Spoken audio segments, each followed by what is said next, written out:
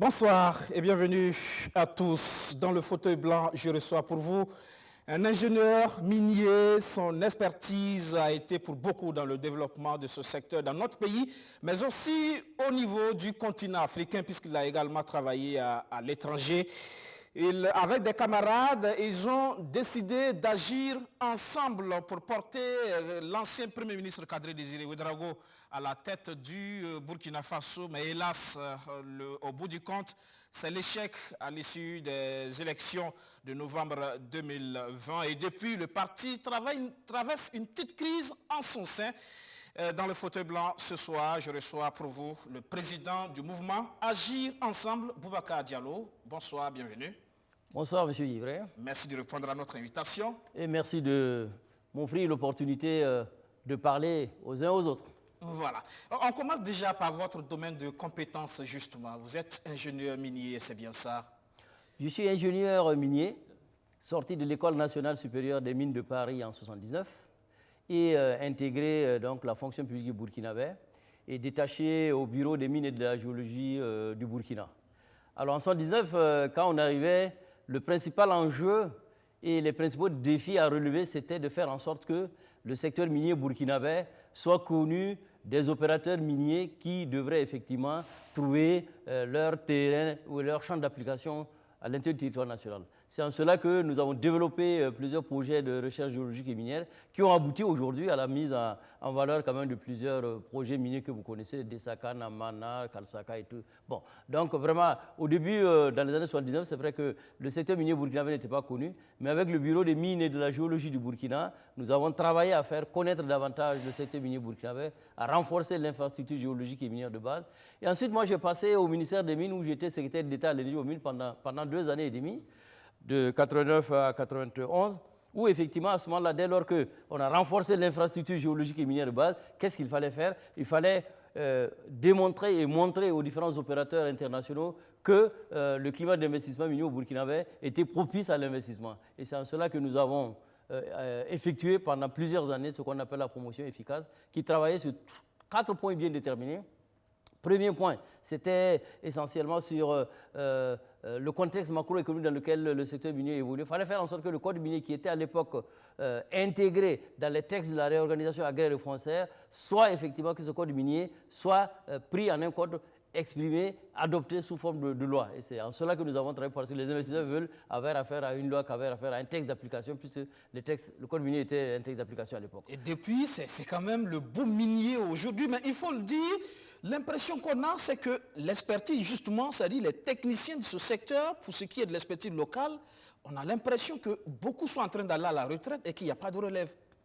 Bon, je pense qu'il y a quand même de la relève, elle n'est peut-être pas très perceptible, mais ce qu'il faut savoir dans le secteur des mines, il y a quand même 2 étapes importantes. Il y a tout ce qui touche à la reconnaissance des gisements, à la découverte des gisements, et ça, je pense, au niveau du Burkina, depuis les années 79 jusqu'à présent, on a des ingénieurs géologues qui sont capables effectivement de découvrir des gisements.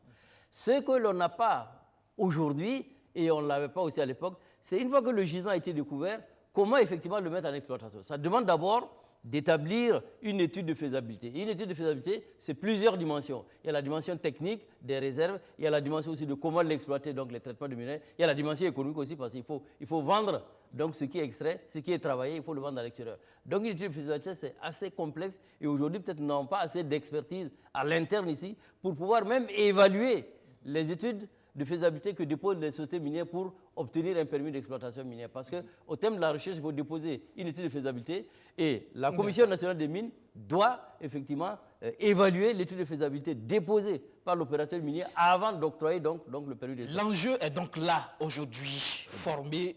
C'est vrai qu'il y a même un fonds, le code minier prévoit un fonds pour la formation et la recherche. Peut-être que les choses iront très vite à ce niveau puisqu'il est question même de mettre en place une école dans ce sens. De façon globale, qu'est-ce que vous pensez aujourd'hui de la gestion des ressources issues de nos mines, surtout pour nos populations? C'est vrai, il y a un fonds de développement, minier de développement local, mais qu'est-ce que vous pensez véritablement de l'impact de ce secteur sur le développement, surtout des communes minières? Moi, je pense que, en fait, le secteur minier est porteur quand même de beaucoup de développement. Le secteur minier est source quand même de développement. Et au-delà de ce qui est rémunérateur à l'État, il y a ce qui est aussi rémunérateur pour les collectivités riveraines des sites miniers. Et là, je pense, là, effectivement, il y a quand même des fonds qui sont là pour appuyer l'État dans la gestion, dans la bonne gouvernance du secteur. Il y a des fonds qui sont là pour appuyer les collectivités territoriales dans la mise en œuvre, effectivement, donc, des projets. Mais le problème, il est simple, c'est que quand les collectivités territoriales vous présentent des projets qui sont quoi? Des projets qui sont du fonctionnement donc, de monsieur le président du conseil municipal, ce sont ses missions à l'extérieur. Ce n'est pas bon. Il faut que ce soit des projets décidés par et inclus dans les plans communaux de développement et des projets qui soient porteurs, intégrateurs, qui ne touchent pas peut-être une seule localité riveraine du site minier, mais qui peut toucher l'ensemble donc, de la région. À ce moment-là, effectivement, donc, ça peut être porteur. Mais aujourd'hui, c'est ça la réalité. Je pense que toute la réalité est là, donc, et même certains textes d'application de ce fonds du développement minier ne sont pas encore pris. Alors, ça fait qu'il reste encore un maillon à mettre en œuvre pour que ça soit... Mais je pense que ça viendra. Ça viendra. Et tout cela, on le sait. Je l'espère. On l'espère. Et tout cela, justement, doit être organisé par le politique, le décideur politique. Ouais. Et c'est en cela que nous allons parler à présent de politique. Ouais. Vous avez voulu, justement, avec votre mouvement Agir Ensemble, changer la donne pour imprimer votre vision politique. Avec les élections couplées de novembre 2020, vous avez participé. Au bout du compte, votre candidat Kadri Désiré Ouédraogo n'a pas été élu. Au niveau des législatives, vous en sortez avec seulement 2 députés. Est-ce que ce n'est pas un échec? Ben, c'est sûr que c'est un échec dans la mesure où les ambitions que l'on avait et les attentes que l'on avait par rapport à cela étaient bien au-delà de ça. Mais on est allé sur quel terrain? On est allé sur le terrain d'identifier la personne qui a même de porter notre vision à nous. Notre vision à nous qui est quoi? Qui était effectivement, il faut aller dans l'alternance et le changement. Et Kadri Désiré Ouédraogo, à l'époque, effectivement, était celui que l'on avait identifié comme étant porteur donc, de changement et d'alternance au Burkina. Vous dites à l'époque? À l'époque. Oui. Je dis à l'époque, c'est à ce moment qu'on l'a choisi comme candidat. Ce n'est pas actuellement. Actuellement, on n'est pas au stade de choisir un candidat. C'est pour à l'époque, je vous dis, il était celui qui incarnait pour nous. Et il incarne toujours. Je ne suis pas venu sur ce terrain encore. Hein. Je suis sur le terrain donc, de 2019, moi. Il était celui qui incarnait pour nous le changement, qui était porteur du changement. Il y avait beaucoup d'espoir, puisque je parlais des attentes donc, des militants. Bon, mais bien malheureusement, effectivement, les élections ont eu lieu. Nous sommes arrivés 4e donc, au niveau des présidentielles, avec 3 et quelques pourcents. Et aux législatives, on est 2 députés sur 127. C'est extrêmement faible.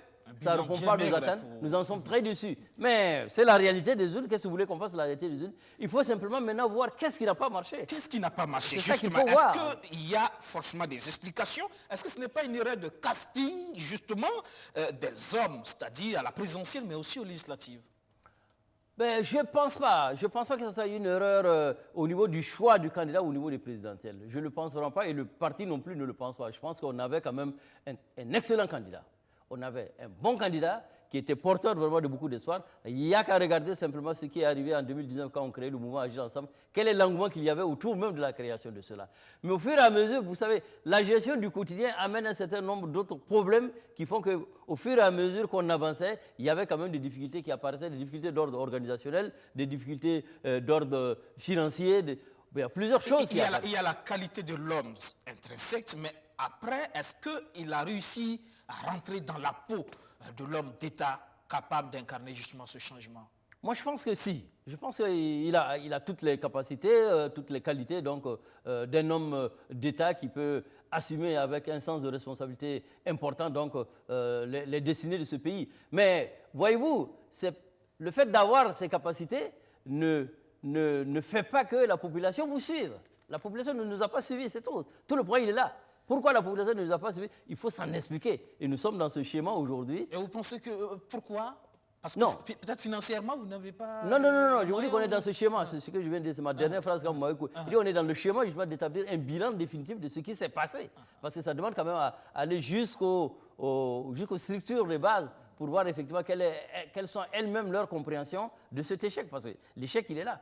Il faut s'en expliquer au niveau de la base, remonter l'information, tenir une assemblée générale qui regrouperait quand même l'ensemble donc, des structures compétentes pour que le parti ait une vision commune des causes donc, de l'échec. On a aujourd'hui les manifestations de l'échec, mais les causes de l'échec, on est en train d'en discuter. On est en train d'en discuter. On a dit par exemple que dans les hauts bassins, il y a eu par exemple des erreurs monumentales de casting, de choix des hommes pour les législatives. Bon, mais vous savez, hein, le choix des hommes, c'est pas au niveau des hauts bassins simplement, c'est peut-être au niveau dans d'autres provinces. On avait des listes, c'était ouvert.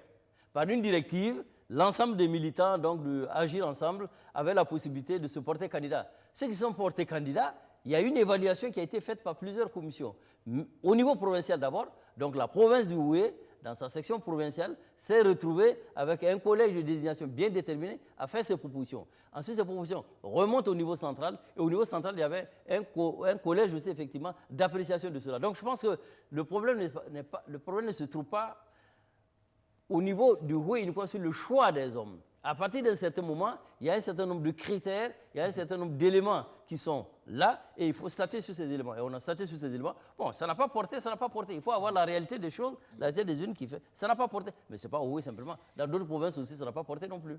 Et justement, après ces élections, on l'a vu, hein, une petite crise au sein du mouvement Agir Ensemble. Est-ce que ce n'est pas là justement l'explication de la désillusion électorale? Ben, la crise, vous parlez de crise, mais en fait, c'est vrai, lorsqu'on a des attentes importantes et qu'à l'issue de ces attentes-là, vous voyez que vous n'avez pas été choisi, c'est vrai qu'il y a un souci de démotivation. Et c'est ce qui est arrivé en fait. Donc, les camarades se sont dit, ils ont bataillé, ils ont mouillé le manteau, comme on le dit, mais en fin de compte, ils n'ont pas été choisis. Ils n'ont pas été choisis par la population pour un certain nombre de raisons. Parce que peut-être la direction du parti n'a pas été attentive sur leur façon de voir les problèmes. L'équipe de campagne n'a pas été attentive sur leur façon de voir. Toujours est-il qu'à l'issue de ces élections et à l'issue des résultats, ils ont été démotivés. Et c'est ça qui fait qu'effectivement que les gens démotivés se disent, mais en fin de compte, ils se posent des questions. Faut-il rester? Faut-il partir? Mais Dieu merci, on est encore là. Est-ce que là aussi ce n'est pas une situation de vision pour le futur? Est-ce que déjà ce ne sont pas là des signaux pour dire, pour ne pas répéter les mêmes échecs, il faut déjà très vite aller au changement? Pour certains analystes, c'est peut-être là une manœuvre pour installer le candidat du parti, Kadri Désiré Ouédraogo, à la tête du parti comme président. Non, le problème ne se pose pas en ces termes. Hein. Le problème ne se pose pas en termes de il faut installer X ou Y en dehors de ma propre personne comme président du parti. Le problème ne se pose pas en ces termes pour le moment. Pour la simple raison que, je vous ai dit, on est dans un schéma d'évaluation de ce qui s'est passé. Mais c'est vrai que dans ce schéma d'évaluation, il y en a qui disent président Boubacar Diallo, ben, il faut partir. C'est sûr, il y en a qui estiment. Oui, votre tête est réclamée aujourd'hui, pas certain. Bon, mais par qui? Par qui? Il faut identifier ces personnes-là. Mais si ma tête est réclamée pour dire qu'en lieu et place de Boubacar Diallo, c'est Kadri Désiré Ouédraogo qui doit être président du parti, mais Kadri Désiré Ouédraogo, il exprime sa volonté et son souhait d'être président du parti. Et être candidat pour être président du parti, ça suit les procédures du parti, ça suit les statuts, ça suit les règlements intérieurs. Et c'est à l'issue d'un congrès qu'on convoquera effectivement que le président du parti sera choisi. Mais le président du parti, il peut être quelqu'un d'autre que Boubacar Diallo, il peut être M. Kadri Désiré Ouédraogo, il peut être d'autres militants qui pensent qu'ils peuvent être candidats du parti. Hein. Pendant 5 ans, qu'est-ce qu'il fait? Et la candidature à la présidence est passée. Il faut bien qu'il soit sur la scène politique. Et là, c'est peut-être à travers la présidence, non, du parti. Mais ça, c'est son choix. Demandez-lui quel est son choix. Lui, ce n'est pas le mien, moi. Moi, le mien est de travailler à ce que le parti... Il faut bien qu'il existe pendant ces 5 ans. Je ne dis pas non, mais ça, il faut lui poser la question. Mais je dis, moi, en ce qui me concerne, c'est le parti qui est d'abord mon problème. Le parti, à l'issue des élections, il y a eu quand même pas mal, effectivement, de mécontentement, de démotivation. Il faut resserrer les rangs. Il faut travailler dans la cohésion. Il faut travailler dans l'acceptation d'autrui. Il faut travailler dans l'ouverture au niveau du parti. De façon à ce qu'effectivement, nous soyons unis pour les batailles qui viennent. Il y a les municipales qui viennent bientôt. Il y aura en 2025, comme vous le dites, les présidentielles. L'ouverture, on vous reproche ça, d'être fermé, de ne pas être attentif. Bon, non, mais ça, vous savez, on va toujours vous reprocher de quelque chose. Quand vous reprochez quelque chose, c'est que vous ne servez à rien. Ah ouais, mais comme me reproche d'être pas ouvert, demandez à d'autres personnes, ils vous diront, M. Diallo est très ouvert. Ils vous le diront. Donc moi, je pense que ça, c'est une opinion de certaines personnes. C'est possible. Mais demandez à qui vous voulez au niveau du parti. Mon bureau est toujours ouvert. Je n'ai jamais refusé de recevoir qui que ce soit. Ce n'est même pas maintenant. Depuis toujours. Quand on vient, il n'y a pas quelqu'un dans mon bureau, moi je suis prêt à recevoir les gens. Il n'y a aucun problème pour ça. Pour vous, finalement, c'est quoi la raison de cette petite crise, de cette petite... Non, mais c'est ce que je suis en train de vous expliquer.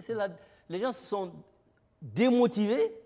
Ils sont démotivés du fait qu'effectivement, ils avaient des attentes importantes. Malheureusement, ces attentes... Donc, c'est normal, vous comprenez? Non, mais je comprends cela très bien. Mais vous comptez prendre quand même des sanctions? Non. C'est pas, les sanctions n'ont rien à voir avec ça. Quand des militants s'expriment qui ne sont pas contents de la façon, la façon dont les choses ont été conduites, il n'y a pas à sanctionner qui que ce soit dans ça. Il n'y a pas à sanctionner. Mais il faut le faire à l'intérieur du parti. Il faut le faire à l'intérieur donc des structures du parti. Mais que des militants brandissent des tableaux en train de vilipender le parti, non, ça c'est extérieur au parti, ça c'est pas correct. C'est ce qui se passe. Mais vous savez, le 27 février dernier, nous avons organisé une rencontre, au BF1 y était d'ailleurs, nous avons organisé une rencontre, tous les secrétaires généraux des provinces étaient conviés. Sur les 45 provinces, 41 provinces étaient là. Sur les membres, avec les membres du Conseil exécutif national, ils étaient conviés à cette réunion. C'était une réunion élargie aux secrétaires généraux. Tous étaient là. On était 113 sur 190 personnes. Et c'est à l'issue de cette assemblée générale, SN, Conseil exécutif national, secrétaire général de province, qu'effectivement, donc, des sanctions ont été prononcées contre les gens. Et ce n'est pas tout le monde. Tout le monde. On a serré comme quelles avaient les responsabilités des gens, qui fallait sanctionner qui, il ne fallait pas sanctionner qui, parce que la sanction, comme je l'ai dit, ça a un caractère pédagogique. On ne les a pas sanctionnés de façon coercitive, comme ça. On les a sanctionnés pour qu'ils comprennent qu'ils sont en tort par rapport à l'application de nos textes et nos statuts et qu'il est important qu'ils puissent se corriger. C'est ça le plus important. Mais c'est devant eux que ça a été fait. Ils étaient présents quand les sanctions ont été prises. Ils étaient présents quand les manquements au texte ont été énoncés. Ils étaient présents, ils étaient là. Et Kadri Désiré Ouédraogo, dans tout ça, que devient-il? Il reste dans la politique? Mais posez-lui la question, pour nous, il reste toujours dans la politique. Vous êtes le président de son parti? Oui, mais il reste toujours dans la politique. Moi, je pense que je n'ai pas de signe qui m'indique qu'il ne fait plus de la politique. Non. Moi, je pense que M. Kadri Désiré Ouédraogo est porteur toujours de l'espoir de pas mal de Burkinabés. S'intéresse-t-il vraiment au parti aujourd'hui? Ah si, il s'intéresse au parti, oui. Il s'intéresse au parti dans la mesure où on communique là. D'accord. Agir ensemble au CEFOP après donc les élections. On se dit alors, quelle cohabitation avec le CDP, puisque vous êtes une partie de dissidence venue du CDP? Non, le CDP est chef de file de l'opposition du fait, comme vous le savez, d'avoir été le premier parti de l'opposition à avoir 20 députés. C'était le premier parti de l'opposition. Ensuite, d'autres partis se sont inscrits, conformément donc à la loi sur les libertés publiques, se sont inscrits dans l'opposition comme nous. Nous sommes inscrits dans l'opposition parce que nous sommes inscrits dans l'opposition. Pourquoi? Parce que déjà pour les élections de 2020, on a évalué la situation, on a dit il faut un changement, il faut une alternance. Et qu'est-ce qui s'est passé en 2020? Après les élections de 2020, mais c'est la même équipe, la même vision qui a été reconduite au pouvoir. À partir de ce moment-là, il n'y a pas de raison que nous n'allons pas encore dans l'opposition. Ça, c'est au moins clair. À partir de ce moment-là, effectivement, maintenant, le choix, ce qui se posait, on peut rester dans l'opposition sans s'affilier au cadre de concertation du CFO. Mais nous, on a estimé que quand même, effectivement, mieux vaut aller dans le cadre de concertation du CFO parce que là, il y a d'autres partis que le CDP et puis on n'est pas allé là-bas à cause de... c'est pas parce qu'il y a eu des difficultés avec Eddy à l'époque ou des difficultés avec... Non, c'est une question partisane. C'est parti à parti, ce n'est pas individu à individu. Donc nous sommes affiliés au cadre de concertation avec donc, les autres membres des autres partis de l'opposition et puis nous y travaillons à ce qu'effectivement les idéaux donc, de l'opposition au Burkinabé soient entendus et soient partagés de tous et qu'on fasse prévaloir donc, nos points de vue, nos opinions sur l'échiquier national. Malheureusement, on n'est pas encore sur ces idéaux, on est plutôt dans les bisbilles entre membres du CEFOP justement. On l'a vu des sorties sur la nomination de ces deux commissaires de l'opposition à la CENI après le départ donc, de l'UPC de l'opposition. Il y a aussi ces soupçons de connivence avec la majorité, la participation de Bala Sakandé à l'installation du CEFOP. Là, on est déjà entre vous, c'est déjà la guerre, il faut le dire. Non, non, ce n'est pas la guerre. Moi, je pense que non. Les uns et les autres expriment leur opinion et c'est normal. Moi, je pense qu'il y a plus d'une trentaine de partis là, de l'opposition qui sont affiliés au cadre de concertation du CFOP. Mais il y en a qui n'ont pas apprécié ou qui n'ont pas été d'accord avec le fait qu'effectivement, bon, des personnes ont été choisies pour aller à la CENI. Moi, je pense que c'est leur opinion, c'est leur point de vue. Ils ont plein de droit d'exprimer leur opinion, leur point de vue. Mais l'essentiel est que cela ça soit fait dans un cadre de concertation bien déterminé, sur des critères bien précis. Il faut que ça soit sur des critères. Est-ce que ceux qui ont été désignés à la CENI par le CFOB, ils n'ont pas respecté les critères que l'on avait choisis? S'ils n'ont pas respecté les critères, il faut l'exprimer. Mais le problème, sur quel problème, sur quel temps... Ils y sont allés, pas au nom du CFOP, mais au nom du CDP. Non, moi je pense que c'est le chef de file de l'opposition qui a écrit la procédure, c'est ça. Il faut voir la procédure. La procédure, c'est le chef de file de l'opposition qui écrit au ministre de l'administration territoriale pour faire les propositions. Et puis que ça passe en conseil des ministres. Ce n'est pas le CDP. Ce ne sont pas des commissaires du CFOP. Non, c'est des commissaires de l'opposition. Les textes disent quoi? Les partis de l'opposition ont un certain nombre et les partis de la mouvance présidentielle ont d'autres nombres. Les deux qui étaient à l'époque de l'UPC sont partis, donc effectivement, les partis de l'opposition doivent redésigner deux autres personnes. C'est en ces termes que le problème s'est posé, c'est tout. Sinon, ce n'est pas en termes de CDP se réunit et puis CDP choisit 2 personnes ou 3 personnes. Non, moi, je ne pense pas que ça soit comme ça. En tout cas, moi, en ce qui me concerne, ce n'est pas la lecture que j'ai des événements. Donc, vous aussi, vous êtes contre la démarche? Quelle démarche? De choisir de cette façon les représentants, c'est 2 commissaires. Ce n'est pas ce que je vous ai dit. C'est pas, moi, je vous dis ça. Là, il faut savoir quoi? Il faut savoir que le mandat de tous les commissaires aujourd'hui arrive à expiration le 31 juillet. Et le 31 juillet, il va falloir renouveler la CENI dans son entièreté. Donc, ceux qui sont allés là, ils sont là effectivement pour une période bien déterminée. Ils ont remplacé donc les 2 de l'UPC. Donc, il n'y a pas de quoi trop polémiquer. Non. D'accord. Alors, comme je l'ai dit, on va parler à présent des 100 jours de Roch-Marc Christian Kaboré. Début de 2e mandat, plutôt calme, non? Ça veut dire qu'on est sur la bonne voie? Non.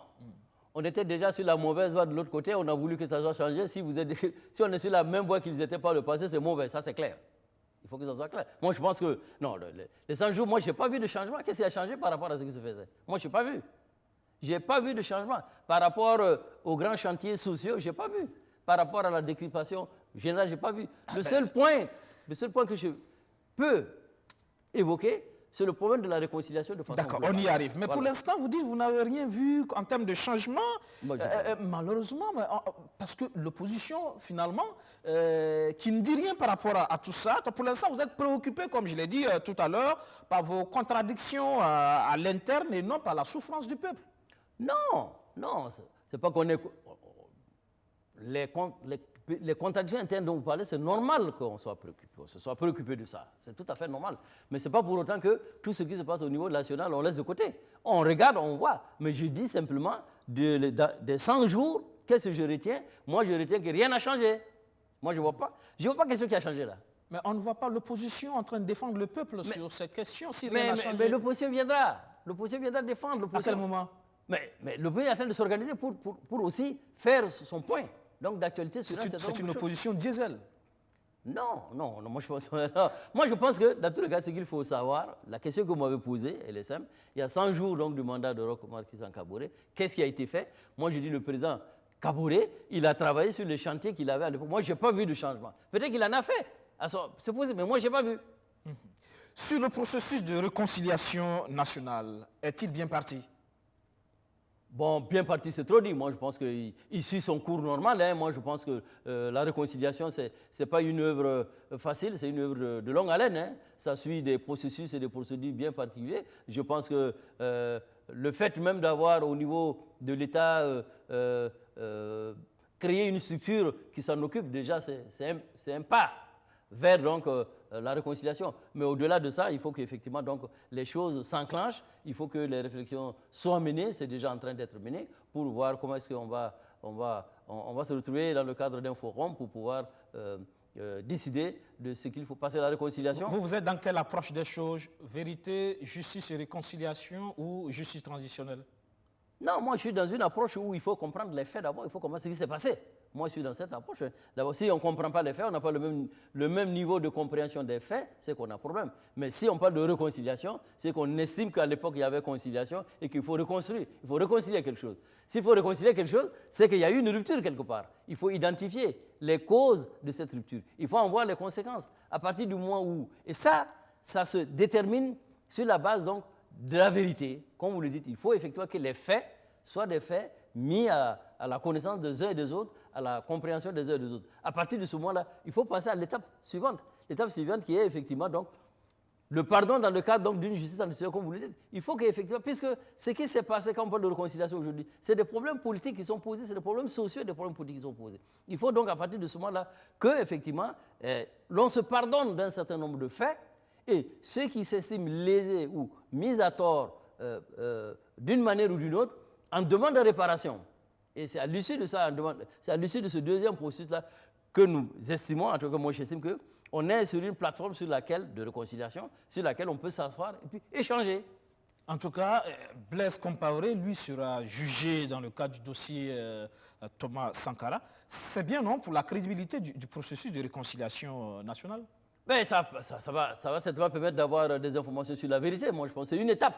C'est une étape pour la vérité, mais je dis que le cas Thomas Sankara n'est pas le seul au Burkina à évoquer. Il y a plusieurs autres problèmes. Hein. Il y a plusieurs autres problèmes, des morts politiques qui sont arrivés qu'il va falloir résoudre. Moi, je crois qu'il ne faut pas prendre le cas de Thomas Sankara uniquement. Il y a plusieurs autres problèmes là.